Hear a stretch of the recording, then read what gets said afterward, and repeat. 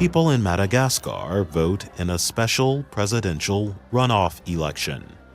The only candidates are two former presidents.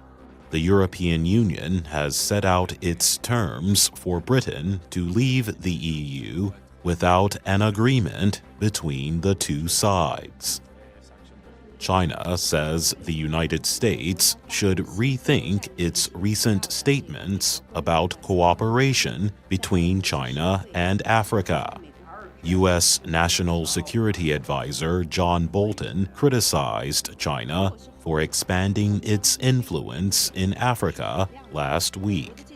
And Yemeni government forces and Houthi rebels accuse each other of violating a truce in the port of Hodeidah.